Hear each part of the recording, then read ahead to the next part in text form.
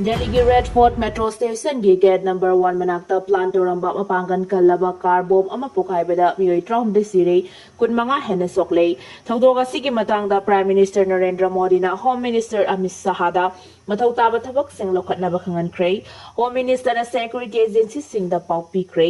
Salibata asigi tareta lebak asigi national song oriba bande matarambu union legak na lebak asigi mafam sin bathungna sakna nixing han bathoram sing pangtokraba matung Ngarang marini chanba numita lebak asigi mi khwaidigi yamna kungba city singe manungda ama oiriba capital city Delhi gi Red Fort ki metro station gi gate number 1 manakta car amada plan toramba mapangan kalaba pom ama pokhai halakpada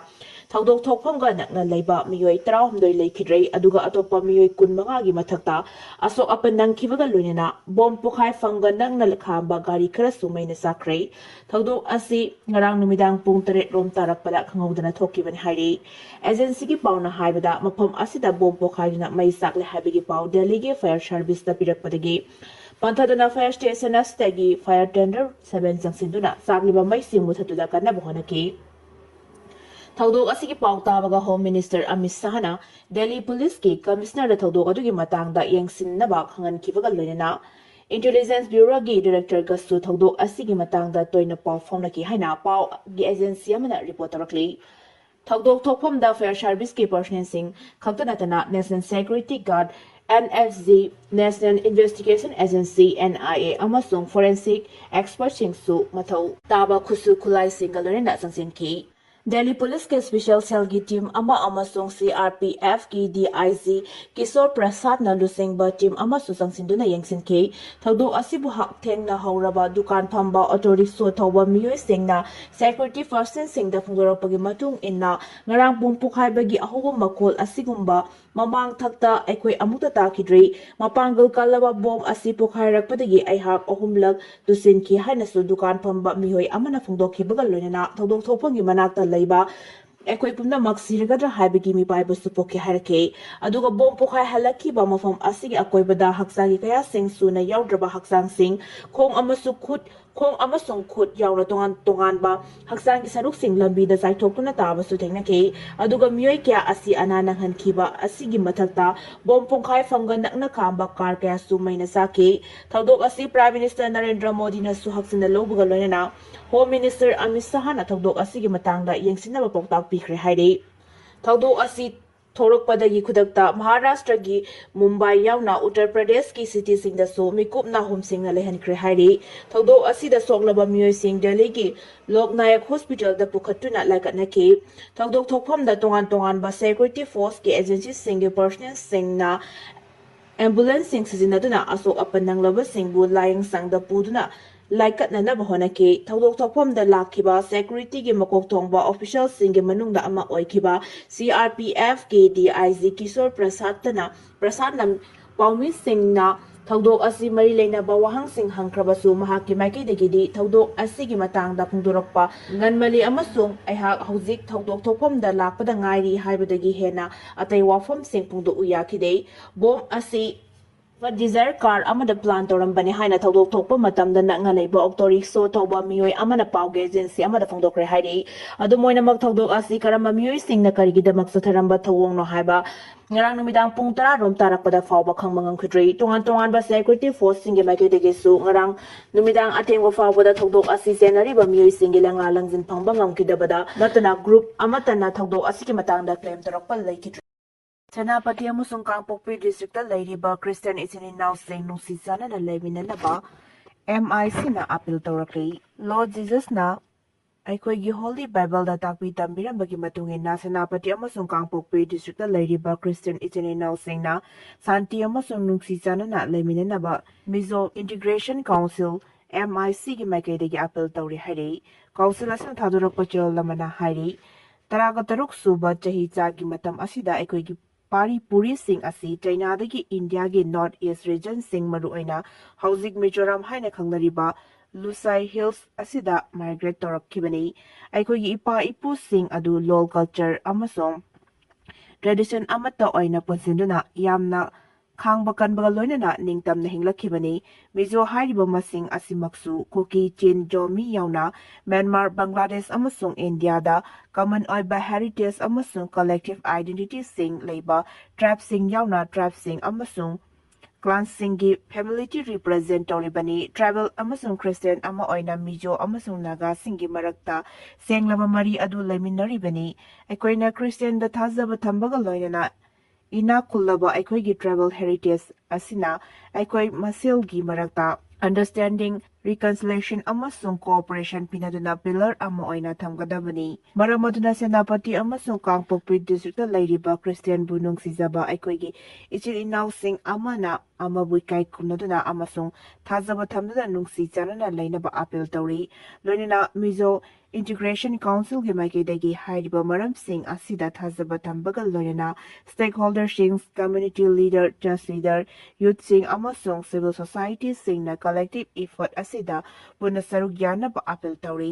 santi understanding amasung unity na aikoi amata oina punsinduna aikoigi tungi future adu sakat minasi runana aikoigi community asigi hayengi damak hena nukhisanaba ama purakna buhana minasi hairi BL Santos amasung Samripatagi numit humnegi Manipurgi concert MLS singnadi lengak ama semnaba tharangi makhada lakpani haina thasanari BJP ki National General Organization Secretary BL Santos Party asigi North East in charge Samripatra tha asigi tarani thoida numit humnegi concert ta Manipur thonglagani Lusingba ani asigi concert asi hanegi Chief Minister Nongthombam Biren yauna party asigi MLS singadi anoba lengak ama semlegani haibagi thazaba thamli thazaba yabom phamdagi phangba pauna hai makoi ani gi Manipur concert asi Churachandpur da sujat kadawri aduga Senapati district headquarters sasu yawgadawri tha asigi tarani thoi da Imphal da laklaba matungda makoi tha asigi taramari da hankigani Hoi anigi concert asigi batangda BJP Manipur State Unit ki oiba anirak suba bifam ngasisu phangkrei makoi anigi concert asi party organization mapangan kakat hanaba thabak khara hena tawba yananaba party asigi worker sing unanaba thoram mayam ama sili party ki worker unaba khaknatna MLS singsu tonganna Natragana punna unarabasu yai adumoinambak handiki concert asida Manipur da government ama semlagani haibagi thazabadi sumlaimak leite sumatagi government ama semhanba yabagi oithokpa leibra haibadudi makoi anina kopna yengsillamgani aduga center gi awangba thakta leiba leadership da makoi anina chatlubagi marik sumba pautam pigani MLS singadi makoi gi concert asi puwari oigadaba yamna maru oiba concert ni haina singtanari makoi na Imphal da leiringai da government ama semna bagi mata da MLS singa yamna kumna khanagani aduga mathang ta fawbada government semangani haina thasanari India da sathariba terrorism gi thabak thoram sengna misam miyamda akiba pukmari biological weapon SIJINNADUNA MIYOI kya HATNABA honaramba Dr. ama yauna MIYOI ahum phare Telangana da leiba Dr. amana atopa MIYOI aniga khusamnaduna khwaidagi khudong thiningai oiba biological weapon SIJINNADUNA MIYOI kya paktakna HATNABA thorang toramlei resin haina khangnaba malemgi khwaidagi khudong thiningai oiba biological weapon SIJINNARAGA MIYOI kya paktakna HATNABA thorang toramliba Dr. adu Gujarat ki anti-terrorism gi ATS na fare malemda khwaidagi khudong thiningai oiraba biological weapon ne haina lawnariba Raisin hairiba posak asigi manam namba khaktada haksangi kayat punamak amang atathokanduda mi sihali hairi chemical weapon convention gi schedule 1 gi makhada classified tawraba raisinga loinana faraba Dr. amadi atei miyoi ani adu Islamic State Khorasan Province ISKP ga samnaba miyoi ngakani hairi hairiba miyoi singa sina Delhi Ahmedabad amadi Lucknow gi miyam tenba mafam singda chatuna Attack Athanaba Thorang Lokholam number Thengnari Hairi Gujarat ki Director General of Police na phongdorakhibagi matung ina karigumba miyoi sing adu ATS na matam sana farm daba tarabadi miyoi kyamarum siramba yai hairi faraba Dr. adu ki maming Ahmad Mohiuddin Sayed Kawi China da MBBS tamlakhibani hairi investigator shing na phongdorakhibagi matung ina hariba miyoi asina medical tamlakpada khanglakpa loksing pungnamak SIJINNARAGA Kudong thiningai oiraba raisin hairiba biological weapon makhal asi semlaga miyam tinba mafam singa chatuna chanaba chinjak amadi thangnaba mahi singda yansinnanaba thorang lokholambani report amagi matungina raisin hairiba polam asi miyamna kinaraba cyanide tagi saruk lising taruk hena kudong thiningai oi raisin makup khara खकना मियोइबगी कयाचिंग मथौ लेफंदुदा me सियनबा ngami hairi Gujarat की ATS ना doctor Said कलोइना फारबा अतोपा मियोइ अनि अदुदी मोहम्मद सुहेल अमसुंग आजाद कवी मखोइना पारंबा Glock पिस्तौल अनि Beretta पिस्तौल अमा अमसुंग नोंमै मरु कुंट्रा फगतपा ngamle लाइसेंस सुंगबदा सिजिन्नाबा कैस्टर ऑयल लीटर मरीशु मखोइदगी फगतपा ngamखे फारबा मियोइ सिंग अदु ISIS की याथंग मतुंग इना थबक तोपा मियोइ ngakतनि हाइरि ngasi yumtong kudingi thonggal da maira katpiyo zedio mamang seida kuki khulai paiba singna jiribam da pikliba angang yauna miyoi nipan tamthina hatkiba thaudo adubu ningsingminaduna ngasi numidang jiribam yauna state asigi miyamna yumtong kudingi thonggal da maira katpiyo haina jiri development organization zedio na miyam da pawjelakli jiribam gi babu parada leiba helena hotel da ngarang pangthokhiba pawgi mifam amada zedio gi president alangbam dewana mathaki wafam asi pongdoraduna mamang sahida jiribam gi barak cycle area dagi miyoi ni hana halamlaba matung apikpa angang yauna miyoi taruku ki khulai paiba singna palna pukhraga tamthina hatlaba matung barak tura thadarakibani laibak thiba thawdo adubu amadi laikhidraba singbu ningsingboina makoigi haksang sing leiron chankhiba mafamda ngasi meira katpagi thoram paktokani masida miyamna saruk yabiyu jiribam gi miyam yauna set asigi mipum khudimmakna ngasi numidang thonggal da maira katuna solidarity utpagi thoram pangthokminasi loinana mihat aduda chenaba singbu mairena ba authority na phaduna amadi cherak piduna mihat asigi justice pangan biu hainasu elangom dewana lenga pataksilakli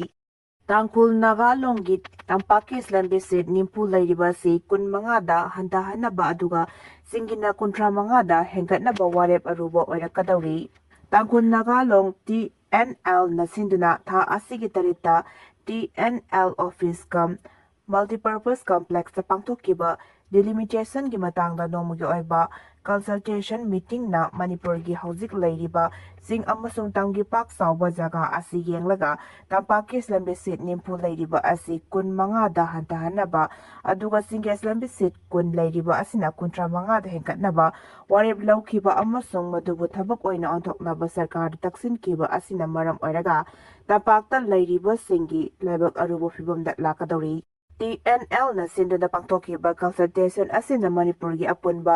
pak sawba lamgi sarukki chada marfutaradi tribal singni aduga chada tarana belini aduga misingi oina su tribal singi oina lakh tara manga aduga beligina lakh tara tare ni maram maduna equality amasung justice ke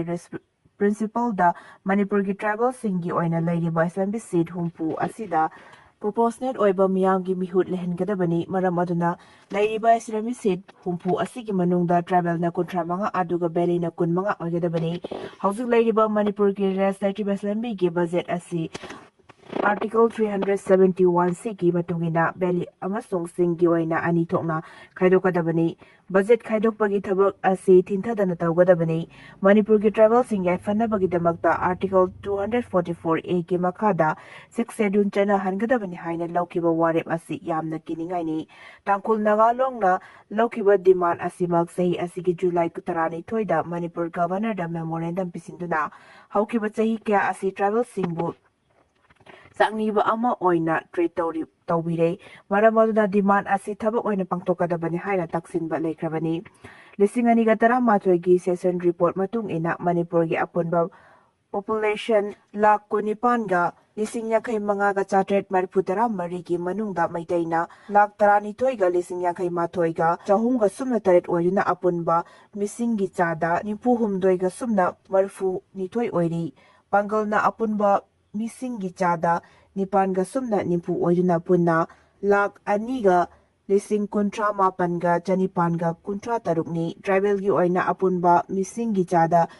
nimpu mathoi ga sumna ani oirabasu tribal sing asi chingda ngakta leiba nate tampaki khaidokra ga singi tribal gi sarukni haina count toriba asida belly da leiriba kuki naga tribe sing asigi mathakta Nepali amasung atopa furu kaya su yauribani masigi mathakta chingi district singda abnormal oiba chada chamaga nimpu humdo yauna population growth hengalakpagi achoba wato kaya su leiribani hairiba abnormal figure aduda yumpam oiraga chingi assembly seat kutra manga aduga belly gina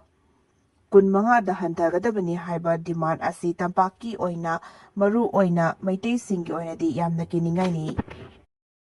military ꯖꯨꯟꯇꯥꯅ ꯁꯤꯗꯥꯎꯒꯦꯋꯤ dam ꯌꯥꯎꯅ ꯁꯥꯟ ꯕꯣꯔꯗꯔꯒꯤ ꯃꯔꯨꯑꯣꯏꯕ ꯖꯒꯥꯁꯤꯡ ꯂꯧꯁꯤꯟꯈ꯭ꯔꯦ꯫ ꯃꯊꯪ ꯊꯥ December 19ꯗ ꯃ꯭ꯌꯥꯟꯃꯥꯔꯗ general election ꯄꯥꯡꯊꯣꯛꯀꯗꯧꯔꯤꯕ ꯑꯁꯤꯒ ꯃꯔꯤ ꯂꯩꯅꯅ military ꯖꯨꯟꯇꯥꯅ ꯃꯁꯤꯒꯤ area operation ꯑꯁꯤ ꯍꯦꯟꯅ ꯄꯥꯛꯊꯣꯛ ꯆꯥꯎꯊꯣꯛꯅꯕ ꯂꯦꯞꯇꯅ ꯔꯤꯕꯦꯜꯁꯤꯡꯅ ꯈꯨꯗꯨꯝ ꯆꯜꯂꯝꯕ ꯃꯐꯝ ꯀꯌꯥ ꯂꯧꯁꯤꯜꯂꯛꯂꯤ꯫ ꯍꯧꯈꯤꯕ ꯊꯥꯡꯖ ꯅꯨꯃꯤꯠꯇ ꯍꯥꯟꯅ ꯔꯤꯕꯦꯜꯁꯤꯡꯅ ꯈꯨꯗꯨꯝ ꯆꯜꯂꯝꯕ ꯁꯤꯗꯥꯎꯒꯦꯋꯤ ꯗꯥꯝ ꯌꯥꯎꯅ ꯃꯟꯗꯂꯦ ꯂꯤꯖꯟ ꯑꯃꯁꯨꯡ ꯁꯥꯟꯁꯇꯦꯠꯀꯤ ꯃꯟꯗꯂꯦ ꯇꯥꯎꯟꯁꯤꯞꯀꯤ ꯃꯔꯛꯇ ꯂꯩꯕ ꯃꯔꯨꯑꯣꯏꯕ ꯕꯣꯔꯗꯔ ꯑꯦꯔꯤꯌꯥ ꯀꯌꯥ ꯑꯃꯁꯨ ꯈꯨꯗꯨꯝ ꯆꯟꯁꯤꯜꯂꯦ꯫ ꯁꯤꯗꯥꯎꯒꯦꯋꯤꯒꯤ ꯗꯥꯝ ꯑꯁꯤ ꯔꯤꯕꯦꯜꯁꯤꯡꯒꯤ ꯃꯔꯨꯑꯣꯏꯕ ꯀꯃꯥꯟ ꯕꯦꯁ ꯑꯃ ꯑꯣꯏꯅ ꯑꯣꯄꯔꯦꯠ ꯇꯧꯔꯝꯕꯅꯤ ꯍꯥꯏꯅ ꯃꯤꯂꯤꯇꯔꯤ ꯖꯨꯟꯇꯥꯒꯤ ꯃꯥꯏꯀꯩꯗꯒꯤ ꯑꯣꯐꯤꯁꯤꯌꯦꯜ ꯑꯣꯏꯅ ꯐꯣꯡꯗꯣꯛꯈ꯭ꯔꯦ꯫ ꯖꯨꯟꯇꯥꯒꯤ ꯑꯣꯐꯤꯁꯤꯌꯦꯜ ꯁ꯭ꯇꯦꯠꯃꯦꯟ ꯑꯃꯒꯤ ꯃꯇꯨꯡ ꯏꯟꯅ ꯍꯥꯏꯔꯤꯕ ꯑꯣꯄꯔꯦꯁꯟ ꯑꯁꯤ ꯃꯤꯂꯤꯇꯔꯤꯒꯤ ꯀꯂꯝ 5 ꯌꯥꯎꯅ ꯃꯥꯏꯀꯩꯗꯒꯤ ꯍꯧꯈꯤꯕ ꯑꯣꯛꯇꯣꯕꯔ 10ꯗꯒꯤ ꯍꯧꯅ ꯑꯦꯇꯦꯛ ꯆꯠꯊꯔꯛꯈꯤꯕꯅꯤ, ꯂꯣꯏꯅꯅ ꯅꯕꯦꯝꯕꯔ 8ꯗ ꯃꯄꯨꯡ ꯐꯥꯅ ꯖꯒꯥ ꯑꯗꯨ ꯀꯟꯇ꯭ꯔꯣꯜ ꯇꯧꯕ ꯉꯝꯈꯤꯕꯅꯤ꯫ ꯅꯨꯃꯤꯠ 19ꯅꯤ ꯆꯨꯝꯅ ꯆꯠꯊꯈꯤꯕ ꯑꯣꯐꯦꯟꯁꯤꯞ ꯑꯗꯨꯗ ꯅꯥꯀꯜ ꯑꯅꯤꯒꯤ ꯃꯔꯛꯇ ꯈꯨꯠꯊꯣꯛꯅꯕꯒꯤ ꯊꯧꯗꯣꯛ 92ꯔꯛ ꯊꯣꯛꯈꯤ꯫ ꯈꯨꯠꯊꯣꯛꯅꯕ ꯑꯗꯨꯗ ꯂꯩꯈꯤꯗ꯭ꯔꯕ ꯔꯤꯕꯦꯜꯁꯤꯡꯒꯤ ꯍꯛꯆꯥꯡ 13 ꯐꯪꯈꯤꯕꯒ ꯂꯣꯏꯅꯅ ꯑꯐꯕ ꯃꯈꯜꯒꯤ ꯅꯣꯡꯃꯩ 70 ꯌꯥꯎꯅ ꯑꯇꯣꯞꯄ ꯈꯨꯠꯂꯥꯏ ꯀꯌꯥ ꯑꯃꯁꯨ ꯐꯥꯒꯠꯄ ꯉꯝꯈꯤ꯫ ꯃꯤꯂꯤꯇꯔꯤ ꯖꯨꯟꯇꯥꯒꯤ ꯃꯥꯏꯀꯩꯗꯒꯤꯁꯨ ꯑꯁꯣꯛ ꯑꯄꯟ ꯅꯪꯈꯤ꯫ ꯃꯤꯂꯤꯇꯔꯤ ꯖꯨꯟꯇꯥꯅ ꯔꯤꯕꯦꯜꯁꯤꯡꯒꯤ ꯀꯃꯥꯟ ꯕꯦꯁ ꯑꯃ ꯃꯄꯨꯡ ꯐꯥꯅ ꯂꯧꯁꯤꯟꯕ ꯉꯝꯈꯤꯕ ꯑꯁꯤ ꯃꯟꯗꯂꯦ ꯇꯥꯎꯟꯁꯤꯞꯇ ꯃꯤꯂꯤꯇꯔꯤ ꯖꯨꯟꯇꯥꯅ ꯌꯥꯝꯅ ꯈꯨꯃꯥꯡ ꯆꯥꯎꯁꯤꯜꯂꯛꯈꯤꯕꯒꯤ ꯑꯆꯧꯕ ꯈꯨꯗꯝ ꯑꯃꯅꯤ꯫ ꯍꯧꯈꯤꯕ ꯑꯣꯒꯁꯠ 24ꯗꯁꯨ ꯔꯤꯕꯦꯜꯁꯤꯡꯅ ꯈꯨꯗꯨꯝ ꯆꯜꯂꯝꯕ ꯍꯌꯣꯡ ꯇꯥꯎꯟ ꯒꯣꯜꯗ ꯃꯥꯏꯟ ꯑꯃꯁꯨꯡ ꯑꯜꯐꯥ ꯁꯤꯃꯦꯟꯠ ꯄ꯭ꯂꯥꯟꯠꯁꯤꯡ ꯃꯄꯨꯡ ꯐꯥꯅ ꯂꯧꯁꯤꯟꯕ ꯉꯝꯈ꯭ꯔꯦ ꯍꯥꯏꯔꯤ꯫ ꯑꯁꯥꯝꯒꯤ ꯂꯩꯉꯥꯛꯀꯤ ꯀꯦꯕꯤꯅꯦꯠ ꯃꯤꯐꯝꯅ ꯅꯨꯄꯥ ꯑꯃꯅ ꯅꯨꯄꯤ 2 ꯂꯣꯟꯕꯒꯤ ꯑꯊꯤꯡꯕ ꯊꯝꯈꯤꯕꯒ ꯅꯨꯄꯤ ꯂꯣꯟꯕ ꯅꯨꯄꯥ ꯆꯍꯤ 8 ꯐꯥꯗꯣꯛꯄꯤꯒꯗꯧꯔꯤ꯫ ꯑꯁꯥꯝꯗ ꯅꯨꯄꯤ 2 ꯂꯣꯟꯕ ꯊꯤꯡꯅꯕ ꯕꯤꯜ ꯑꯁꯥꯝ ꯂꯩꯉꯥꯛꯀꯤ ꯀꯦꯕꯤꯅꯦꯠ ꯃꯤꯐꯝꯅ ꯉꯁꯤ ꯑꯌꯥꯕ ꯄꯤꯈ꯭ꯔꯦ꯫ ꯑꯁꯥꯝꯒꯤ ꯆꯤꯐ ꯃꯤꯅꯤꯁꯇꯔ ꯍꯦꯃꯟꯇ ꯕꯤꯁ꯭ꯋ ꯁꯔꯃꯅ ꯍꯤꯔꯝ ꯑꯁꯤꯒ ꯃꯔꯤ ꯂꯩꯅꯅ ꯐꯣꯡꯗꯣꯛꯈꯤꯕꯗ the Assam prohibition of political bill 2015 ꯑꯁꯤꯒꯤ ꯃꯇꯨꯡ ꯏꯟꯅ ꯑꯁꯥꯝꯒꯤ ꯅꯨꯄꯥ ꯑꯃꯅ ꯃꯍꯥꯛꯀꯤ ꯅꯨꯄꯤ ꯂꯩꯅ ꯑꯇꯣꯞꯄ ꯅꯨꯄꯤ ꯑꯃ ꯂꯨꯍꯣꯡꯗꯨꯅ ꯂꯧꯕꯒꯤ ꯊꯤꯡꯂꯦ꯫ ꯑꯗꯨꯝ ꯑꯣꯏꯅꯃꯛ ꯁ꯭ꯇꯦꯠ ꯑꯗꯨꯒꯤ 6ꯁꯨꯕ ꯁꯦꯗꯨꯜ ꯆꯠꯅꯕ ꯃꯐꯝ ꯈꯔꯗꯗꯤ ꯅꯨꯄꯤ ꯂꯣꯟꯕꯒꯤ ꯑꯊꯤꯡꯕ ꯑꯁꯤ ꯃꯄꯨꯡ ꯐꯥꯅ ꯆꯠꯅꯈꯤꯔꯣꯏ ꯍꯥꯏꯅꯁꯨ ꯐꯣꯡꯗꯣꯛꯈ꯭ꯔꯦ꯫ ꯃꯍꯥꯛꯅ ꯍꯥꯏ ꯅꯨꯄꯤ ꯂꯩꯔꯕ ꯅꯨꯄꯥ ꯑꯃꯅ ꯑꯇꯣꯞꯄ ꯅꯨꯄꯤ ꯄꯨꯁꯤꯜꯂꯛꯄꯅ ꯂꯣꯏꯅꯕꯤꯁꯤꯡꯅ ꯃꯥꯌꯣꯛꯅꯔꯤꯕ ꯑꯋꯥꯕꯁꯤ ꯀꯣꯛꯍꯟꯅꯅꯕ ꯑꯁꯥꯝ ꯂꯩꯉꯥꯛꯅ ꯁꯦꯜꯒꯤ ꯃꯇꯦꯡ ꯄꯤꯅꯕ ꯑꯅꯧꯕ ꯁꯦꯡꯁꯟ ꯀꯥꯏꯊꯣꯛꯂꯒꯅꯤ꯫ ꯑꯁꯥꯝꯒꯤ ꯆꯤꯐ ꯃꯤꯅꯤꯁꯇꯔ ꯍꯤꯃꯟꯇ ꯕꯤꯁ꯭ꯋꯅ ꯃꯈꯥ ꯇꯥꯅ ꯐꯣꯡꯗꯣꯛꯈꯤꯕꯗ ꯀꯅꯥꯒꯨꯝꯕ ꯃꯤꯑꯣꯏ ꯑꯃꯅ ꯑꯊꯤꯡꯕ ꯑꯁꯤꯒꯤ ꯃꯥꯌꯣꯛꯇ ꯊꯕꯛ ꯇꯧꯔꯛꯄ ꯍꯥꯏꯕꯗꯤ ꯃꯁꯥꯒꯤ ꯅꯨꯄꯤ ꯂꯩꯅ ꯑꯇꯣꯞꯄ ꯅꯨꯄꯤ ꯑꯃ ꯄꯨꯁꯤꯜꯂꯛꯄ ꯊꯣꯛꯂꯕꯗꯤ ꯃꯤꯑꯣꯏ ꯑꯗꯨ ꯆꯍꯤ 8 ꯐꯥꯎꯕ ꯐꯥꯗꯣꯛꯄꯤꯒꯅꯤ ꯍꯥꯏꯔꯤ꯫